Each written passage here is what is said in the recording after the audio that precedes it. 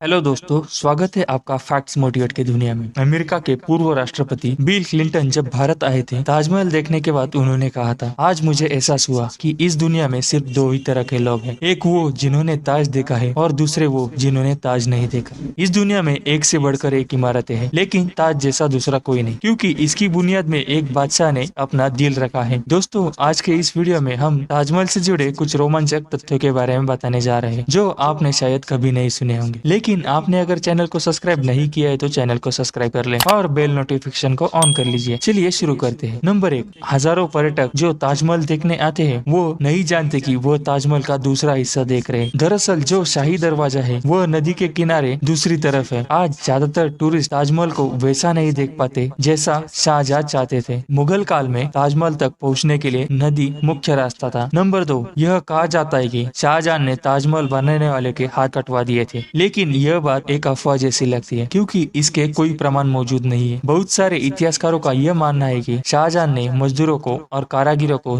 जिंदगी भर की पगार देकर उनसे एक करारनामा लिखवाया था कि अब वो दूसरी ऐसी इमारत नहीं बनाएंगे। नंबर 3, ताजमहल की जो 4 मीनारें हैं, यह बिल्कुल सीधी खड़ी नहीं है, बल्कि बाहर की तरफ झुकी हुई है। इनको ऐसा बनाया गया क्योंकि भूकंप वगैरह आने पर वो बाहर की तरफ गिरे और मुख्य मकबरा सुरक्षित रहे। नंबर 4, कुतुब मीनार भारत की सबसे ऊंची मीनार है, लेकिन शायद आपको जानकर हैरानी होगी कि ताजमहल कुतुब मीनार से 5 मीटर ज्यादा ऊंचा है। नंबर 6, दुनिया में जितनी भी इमारतें मौजूद है उनमें से सबसे अच्छी कैलीग्राफी ताज पर हुई है। जब हम ताज के बड़े दरवाजे से अंदर जाते हैं, तब दरवाजे पर लिखे यह शब्द हमारा स्वागत करते हैं, हे आत्मा, तू ईश्वर के पास विश्राम कर, ईश्वर के पास शांति के साथ रहे तथा उसकी परम शांति तुझ पर बरसे। यह कैलीग्राफी थुलत लिपि में है। इस कैलीग्राफी को डिजाइन करने वाले का नाम अब्दुल हक था, जिसे ईरान से बुलाया गया था। नंबर 7, जिस वक्त शाहजहां बादशाह बने वह समय मुगल साम्राज्य का बहुत सुखद समय था। इसे यूं समझे कि शाहजहां का जमाना मुगल साम्राज्य के लिए वसंत जैसा था। चारों तरफ अमन और खुशहाली थी। शाहजहां के समय में लड़ाइयाँ नहीं होती थी। वह जबरदस्त शानो शौकत का समय था। नंबर 8, ताजमहल जैसी भव्य इमारत दुनिया ने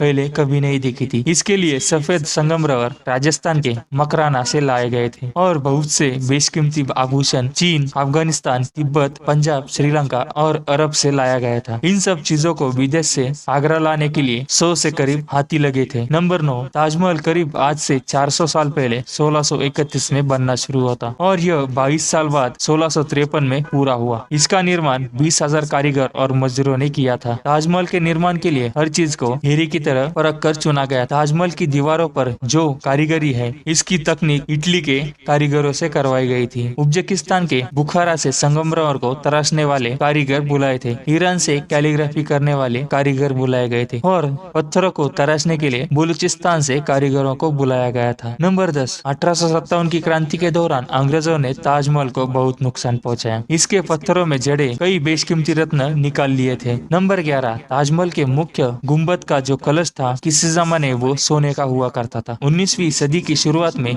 सोने के कलश को बदलकर कांसे का कलश लगा दिया गया था। नंबर 12, यह दावे के साथ कोई नहीं जानता कि ताजमहल किसने डिजाइन किया था, लेकिन ऐसा कहा जाता है कि 37 लोगों की एक टीम ने मिलकर ताजमहल का नक्शा तैयार किया था। यह 37 इंजीनियर दुनिया के दूर दूर कोनों से बुलाए गए थे। नंबर 13, ताजमहल की नींव बनाते समय ताजमहल के चारों तरफ बहुत सारे कुएं खोद दिए गए थे। इनमें एक पत्थर के साथ साथ आबनूस और महुगनों की लकड़ियां डाली गई थी, जिसकी वजह से ताज की नींव आज भी मजबूत है। नंबर 14, 1665 में जब ताजमहल बनकर तैयार हुआ था, उस समय ताजमहल की कीमत करोड़ों में आंकी गई थी। आज के समय में इसको बनाने के लिए लगभग 57 अरब रुपए लगेंगे। नंबर 15, 1989 में एक भारतीय लेखक पुरुषोत्तम नागेश ने एक किताब लिखी थी जिसका नाम था ताज द ट्रू स्टोरी। इस किताब में उन्होंने कई तर्कों के साथ यह दावा किया था कि ताजमहल बनने से पहले वहाँ एक शिव मंदिर था जिसका नाम तेजो महालय था। सन 2010 में पुरुषोत्तम नागेश ने अपनी बात को सिद्ध करने के लिए ताज के साइड को खोदने की अपील की थी,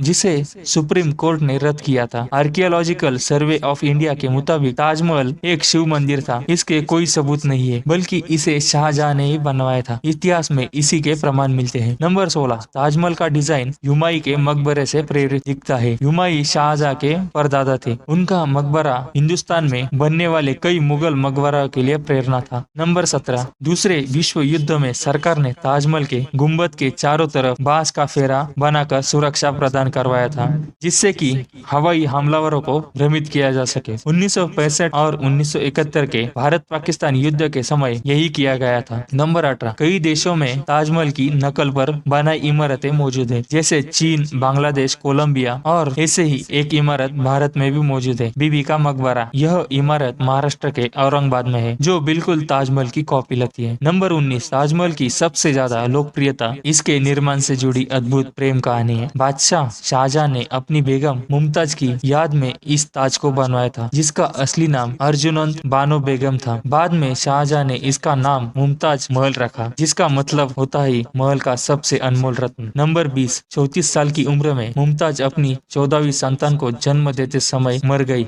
बेगम की मृत्यु से बादशाह बहुत दुखी हुए, जैसे उनकी जिंदगी ही तबाह हो गई। आखिर उनकी याद में शाहजहां ने ताज को बनवाने का फरमान सुनाई। नंबर 21, जब शाहजहां ने ताजमहल को बनवाना शुरू किया, तब बुरहानपुर से मुमताज का शव निकालकर ताजमहल के पास एक बगीचे में दफन किया गया था। 22 साल बाद जब ताजमहल बनकर तैयार हुआ, तब फिर दोबारा मुमताज के शव को निकालकर ताजमहल के अंदर दफनाया गया। नंबर 22, शाहजहां का सारा ध्यान ताजमहल को एक खूबसूरत रूप देने में लगा था। इसी बीच शाहजहां के बेटे औरंगजेब ने आगरा पर आक्रमण कर शाहजहां को कैदी बना लिया। जब शाहजहां को पूछा गया कि वो क्या चाहते हैं, तब उन्होंने कहा, मुझे ऐसी जगह कैदी बनाकर रखा जाए जहां से मैं सीधे ताज को देख सकूं। उनकी यह ख्वाहिश पूरी कर दी। कैद में रहते हुए भी शाहजहां ताज को देखते रहते, और वही उन्होंने अपनी जिंदगी की आखिरी सांस ली। मरने के बाद उन्हें मुमताज के साथ ही ताजमहल में दफना दिया गया। एक हारे हुए बादशाह को भी अगर किसी चीज ने टूटने नहीं दिया, तो वह उसका मुमताज के लिए बेपनाह प्रेम था। दोस्तों, यह जानकारी आपको कैसी लगी हमें कमेंट सेक्शन में जरूर बताएं, और वीडियो अच्छी लगे तो लाइक, कमेंट और सब्सक्राइब करें। धन्यवाद।